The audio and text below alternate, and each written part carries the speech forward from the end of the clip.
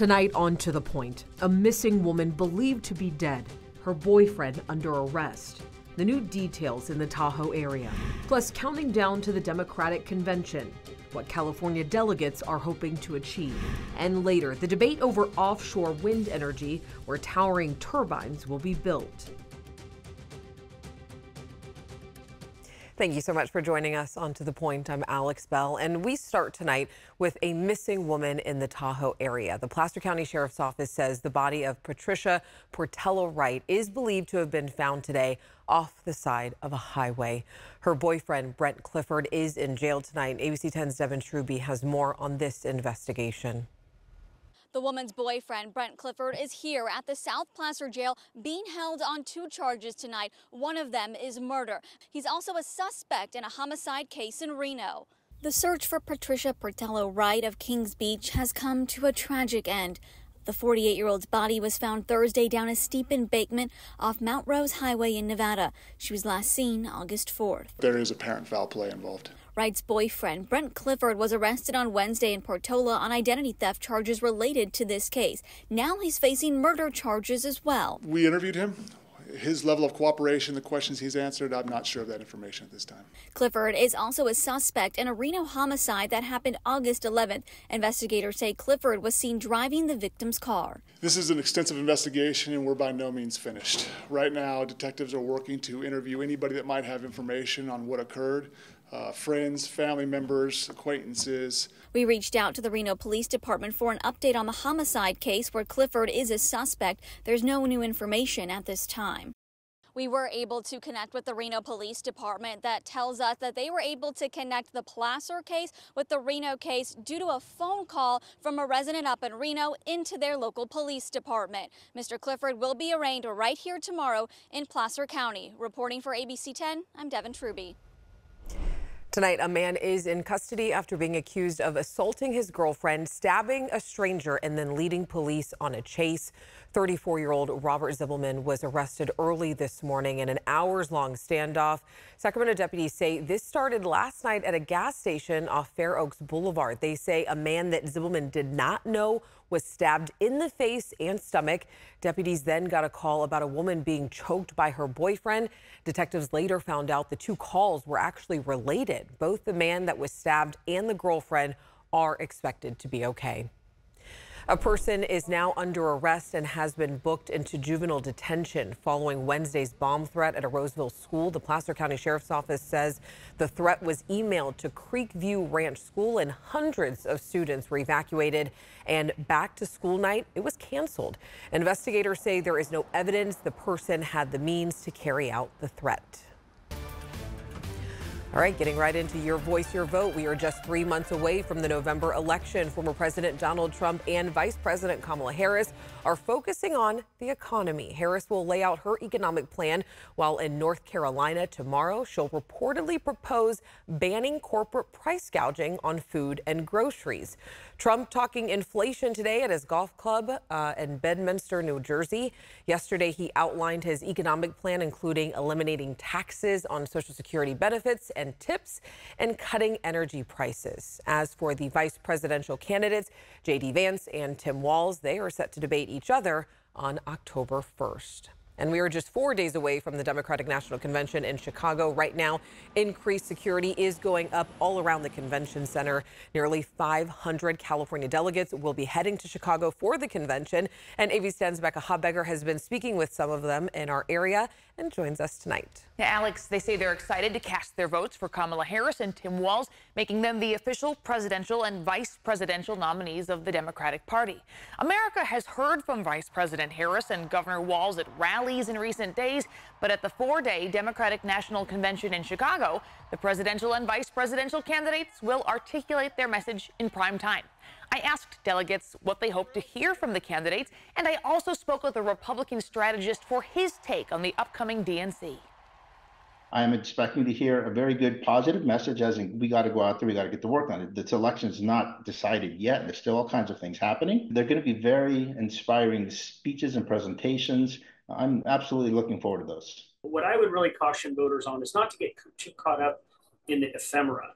I mean, they're going to try to make her out to be a rock star, but really look at what her record is. What has she done?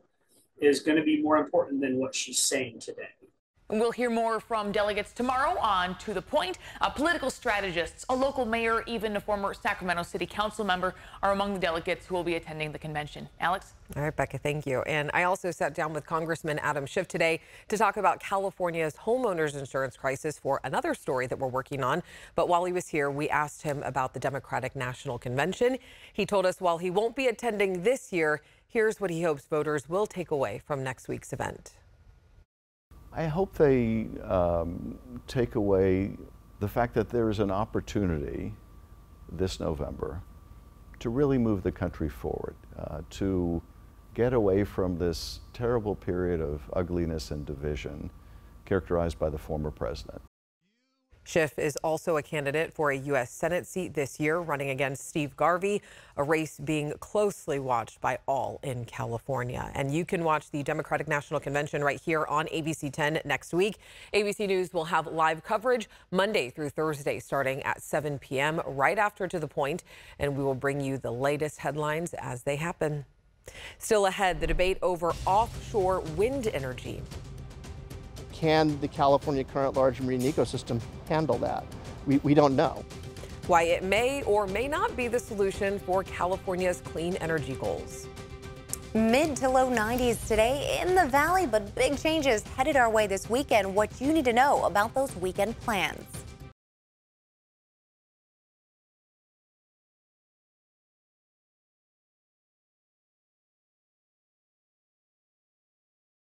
All right, meteorologist Carly Gomez joining us for our forecast. A little warm today, not too hot. Actually, me and my producer, we went outside and walked around for a little bit today. It was nice. It was so nice today. We saw temperatures in the mid to low 90s, and those were the daytime highs.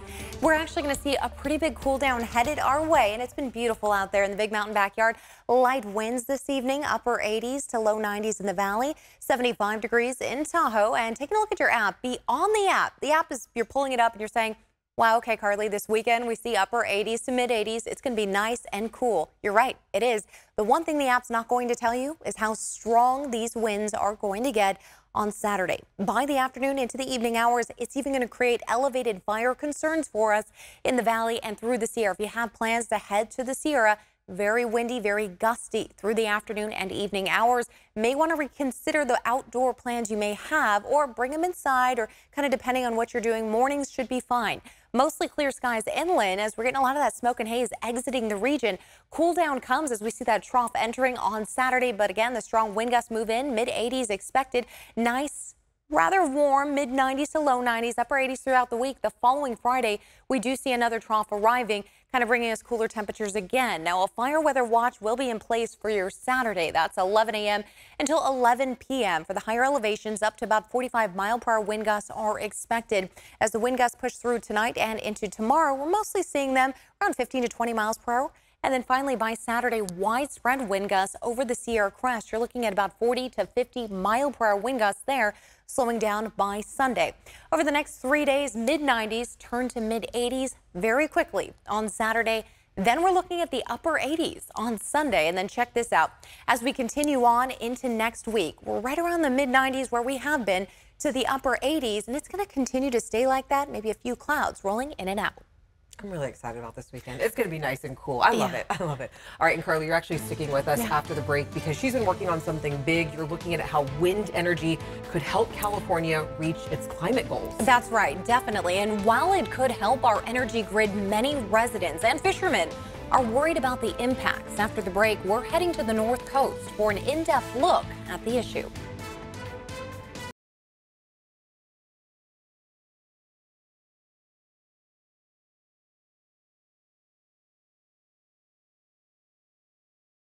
California has a goal to become carbon neutral by 2045. Putting wind turbines off the coast are part of the plan to get us there. But are we ready? Meteorologist Carly Gomez traveled to Humboldt Bay and has been speaking with legislators, marine experts, fishermen, and residents about how wind turbines may or may not be the solution for California. Eureka, California. Founded in 1856, it still gives us a glimpse into the Victorian era. A bustling city full of resources. But as the city of Eureka knows, boom can turn to bust quickly. I'm 5th generation. My family's been here since 1872. Eureka was founded as a supply post to starry-eyed gold miners looking to strike it rich. But as gold became harder to find, people turned to a new type of gold in redwood trees. After overlogging, mills shut down. The fishing industry came to the forefront, and now some have their eyes set on Eureka again, this time for its wind. The strength of those winds, frankly, can be tapped into in a way that I think will be really beneficial. Elizabeth Klein, the director of the Federal Bureau of Ocean Energy Management, says this area is prime for wind turbines and creating energy offshore. Right now, 5 lease sites have been sold off California's coast, with the project in Humboldt expected to be the first. This is 20 miles from the shore to here.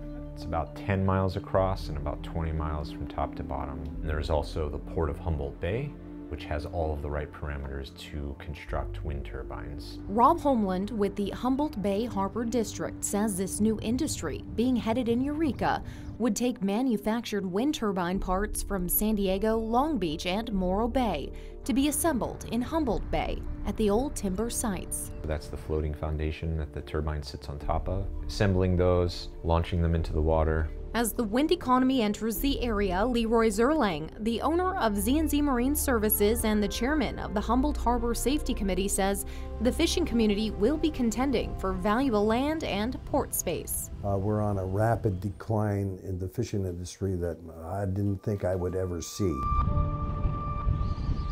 Now, that fishing land will be used to build wind farms off Humboldt's coast. You've got a turbine out in the ocean that is generating power. It is connected to what is called an array cable that will generally link a string of turbines. They go to an offshore substation where the power is processed, sent through 2 export cables to the shore where it's connected to the grid, and then you plug it in your toaster and you're good to go. Andrew Doba, communications director with Vineyard Offshore, adds that these aren't your typical wind turbines. The blades are roughly as long as a football field, so I mean they're sizable.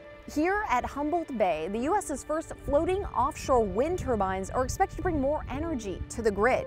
But before that can happen, a massive renovation and expansion project must be completed first. An offshore wind strategy report estimates port improvements across the state will cost $12 billion.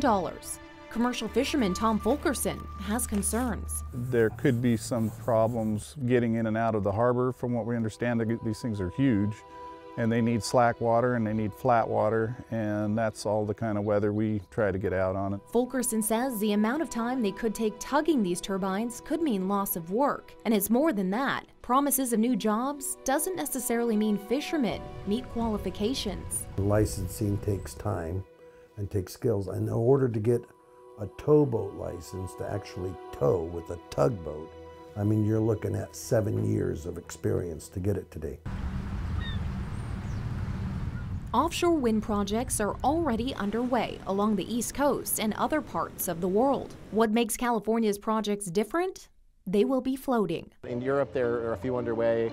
Our parent company is involved in the construction of one off the coast of Scotland. Right now, there are only 4 other floating wind farms around the globe. 62 turbines have already been planned by Vineyard Offshore on the East Coast.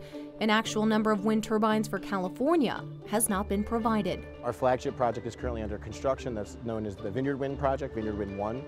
That is going to be an 800 megawatt project off the coast of Massachusetts, enough power to supply 400,000 homes. In 2021, the California legislature passed AB 525, requiring a strategic plan for offshore wind energy off California's coastline to help California meet their renewable energy goal, generating 2 to 5 gigawatts of power by 2030 and 25 gigawatts by 2045.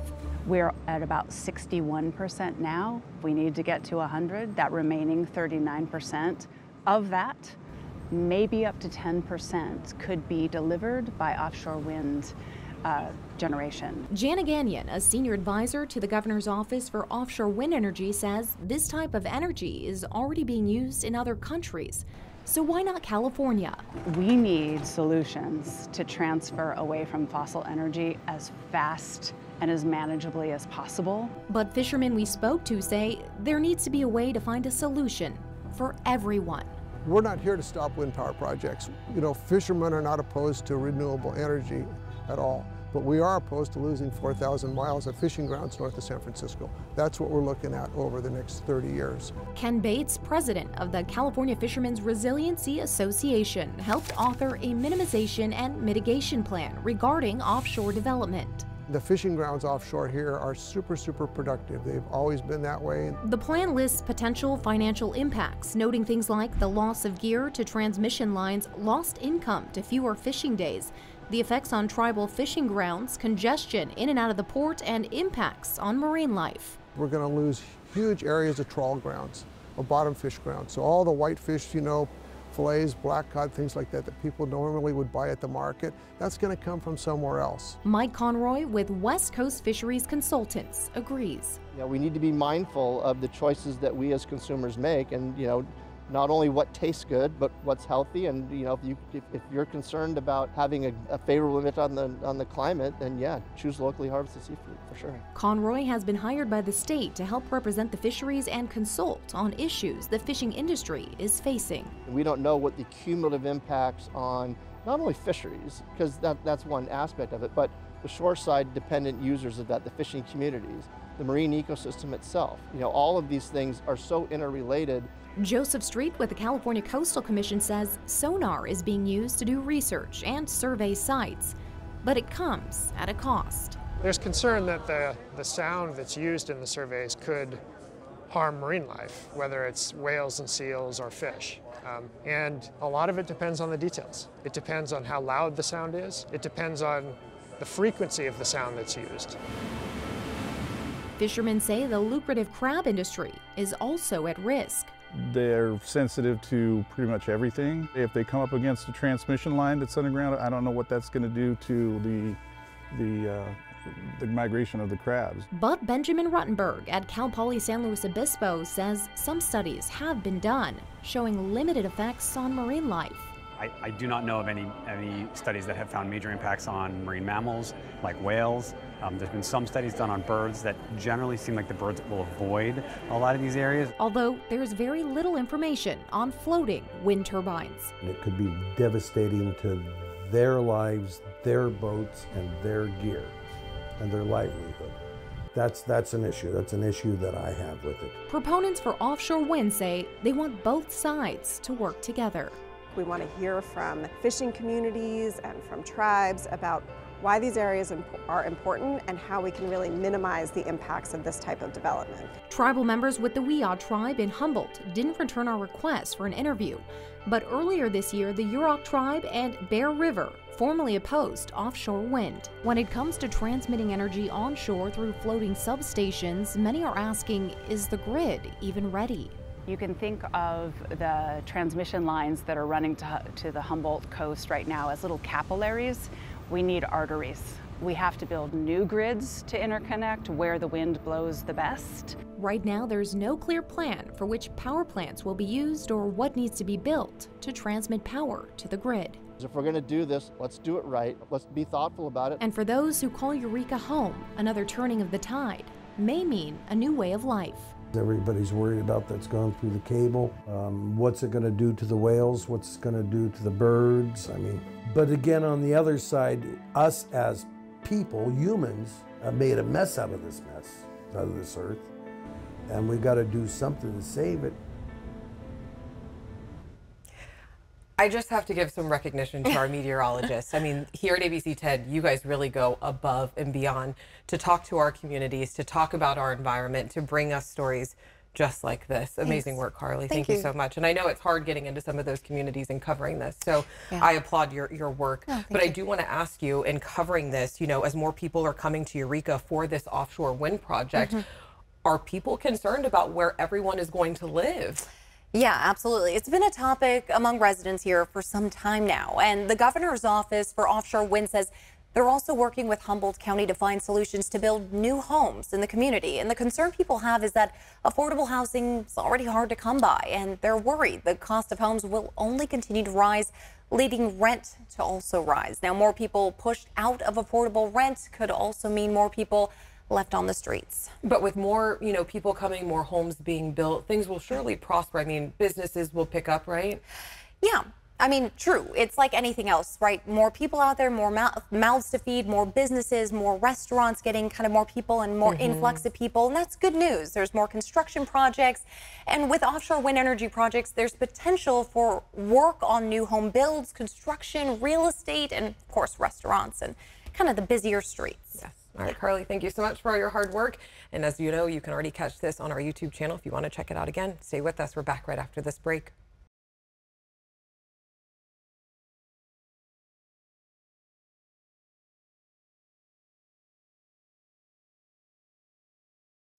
Well, that is our show tonight. Thank you so much for watching and for inviting us into your home. If you have something you think we should be looking into, reach out to me and the team. I'll see you right back here tomorrow.